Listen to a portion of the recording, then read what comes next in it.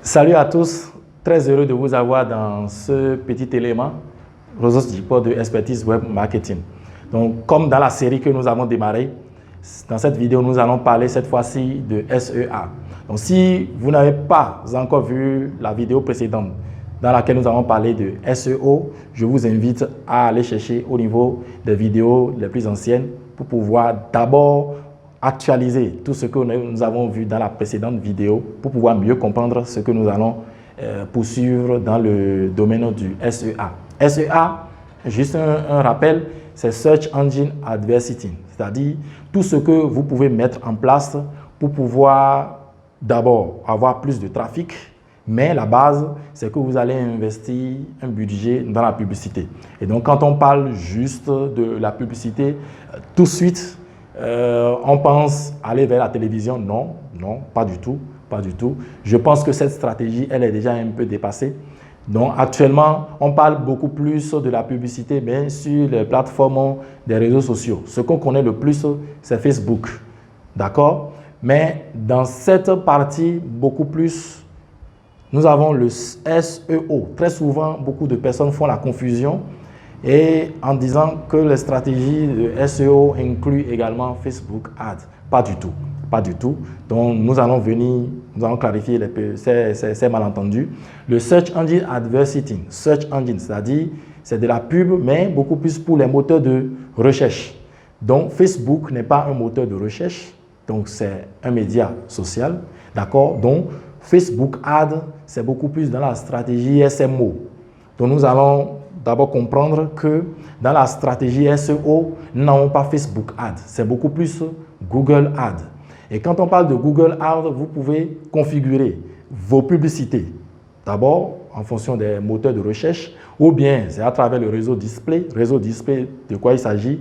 Google a quand même un réseau de partenaires, d'accord? Beaucoup plus. Nous avons des sites sur lesquels le trafic est énorme. D'abord, que vous pouvez faire passer vos publicités sur ces sites-là, qui sont bien sûr en lien avec votre business, le domaine dans lequel vous êtes en train de promouvoir vos produits. Mais l'autre chose, c'est que Google a également un bon nombre de jeux, d'applications. D'accord? Et très souvent, vous allez voir la majorité des applications qui sont gratuites, vous allez voir passer de temps en temps des publicités. Et donc, ceux-là ont opté pour de la pub, mais beaucoup plus sur le réseau display. Et donc, lorsque généralement vous voulez bâtir votre stratégie SEA, c'est-à-dire vous avez d'abord sur le réseau de recherche, d'accord? Le réseau de recherche, et ensuite sur le réseau display, nous allons aborder spécifiquement ces deux-là, d'accord? Maintenant, pour le réseau de recherche, avant, on parlait de quoi? De AdWords. Mais maintenant, le thème beaucoup plus qui est d'actualité, c'est Google Ads. Donc, ce thème a été révisé par Google. Donc, on parle actuellement de Google Ads. Et donc, c'est le Google Ads qui englobe ces deux volets-là. Et lorsque vous voulez établir, par exemple, votre stratégie, d'accord, de publicité sur les moteurs de recherche, ce qu'il vous faut inévitablement, c'est que vous devez forcément avoir une idée sur les mots-clés sur lesquels il faut enchérir. Pourquoi? Comment est-ce que le système fonctionne? Le système fonctionne de telle enseigne que vous avez par exemple des mots-clés, vous faites le choix, je suppose que vous faites le choix de plombier à Lyon. Donc plombier à Lyon, donc vous pouvez définir, d'accord, un coût par clic, c'est-à-dire un coût que vous allez reverser à Google lorsque un internaute, à travers le réseau de Google, clique sur votre lien. C'est très simple, d'accord? Mais derrière, il faut bien affiner sa stratégie pour que les clics puissent réellement se convertir en achat. Sinon, vous allez générer plus de clics, ce qui n'est pas du tout mal, mais à la fin, vous n'aurez pas du tout de conversion. Donc, très souvent, les deux stratégies sont possibles. Lorsque vous démarrez votre business, Ce n'est pas possible que tout de suite vous puissiez engager les gens directement dans l'achat. Et donc, la première stratégie, c'est d'avoir plus de clics pour une seule raison d'ailleurs, c'est pour que votre site web puisse monter dans les résultats de recherche de façon organique.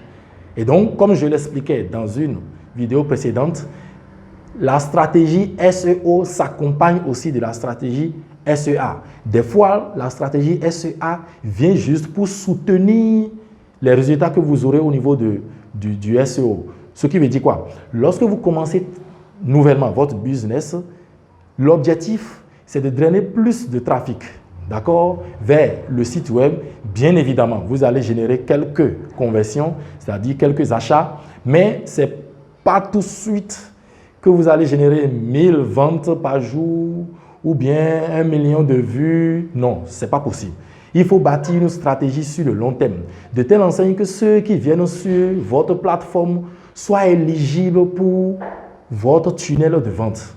C'est-à-dire quoi? C'est-à-dire lorsqu'ils viennent sur le site web, qu'on sente que c'est des gens qui sont réellement dans le besoin tout de suite ou qui sont potentiellement ceux qui vont passer à l'action peut-être dans 1 mois, 2 mois ou bien peut-être 3 mois. Et donc, votre stratégie doit être suffisamment pointue sur les mots-clés. Et donc, tout à l'heure, je parlais de l'importance des mots-clés.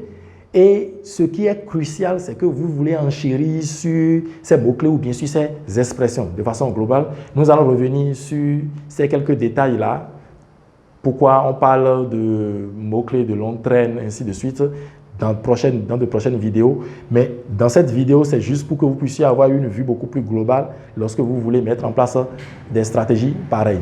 Maintenant, ce qu'il est indispensable de faire, d'accord, c'est de relier inévitablement votre compte Google Analytics à votre business, à votre soit c'est le compte Shopify que vous avez, donc il faut forcément faire le lien, ou bien vous avez juste un e-commerce sur WordPress, il faut également faire le lien, ou bien vous avez juste un site vitrine, il faut forcément connecter avec votre compte Google Analytics. Vous avez la connexion avec Google Analytics et facilement vous pouvez relier Google Analytics avec votre compte Search Console. Pourquoi? Parce que c'est très très capital de pouvoir utiliser, d'accord, toutes ces informations pour affiner chaque jour les mots-clés sur lesquels il faut enchérir et les mots-clés sur lesquels peut-être il faut établir une stratégie de long terme. Et donc, pourquoi est-ce que c'est réellement capital? Lorsque vous faites la connexion, vous avez juste un code JavaScript que vous allez mettre sur votre plateforme, d'accord? Et tout ce que vous avez comme interaction, c'est-à-dire les internautes ont comme interaction avec votre site web, tout ça est enregistré. Les mots-clés que les gens tapent dans les moteurs de recherche pour venir sur votre site web, vous avez la liste de ces mots-clés-là, les pages de destination, c'est-à-dire les landing pages sur lesquelles les internautes viennent en première position, vous pouvez les avoir. Vous pouvez aussi avoir l'itinéraire lorsque vous faites les bonnes configurations. Je suppose par exemple que vous avez des formulaires pour pouvoir capter les emails. Vous pouvez créer des objectifs par rapport à ces formulaires, avoir une idée du taux de conversion, d'accord, dans votre compte Google Analytics. Tout ça, c'est inévitable pour être sûr que l'investissement qu'on fait, d'accord, en termes financiers, qu'on puisse avoir le retour. C'est inévitable. Donc, ce qui veut dire quoi? Ce qui veut dire que tout ne suffit pas de se lancer tout de suite. D'accord? Je veux aller vers un expert en Google Ads ou bien un expert en publicité ou bien en marketing général pour pouvoir juste mettre quelques dollars ou bien mettre quelques euros pour avoir Google Ads. Non. Il faut forcément que la stratégie soit beaucoup plus profonde et beaucoup plus globale. Et donc, dans la prochaine vidéo, nous allons aborder ensemble le SMO, d'accord, dans laquelle nous allons voir un peu quelle autre portion de cette stratégie de marketing doit-on ajouter à tout ce dont nous avons déjà parlé pour que nous puissions avoir une stratégie d'ensemble et générer plus de conversions, puisque l'objectif, c'est bien ça. N'oubliez pas surtout de vous abonner à la chaîne et surtout cliquez sur la cloche pour ne pas rater la prochaine vidéo. Ciao, ciao!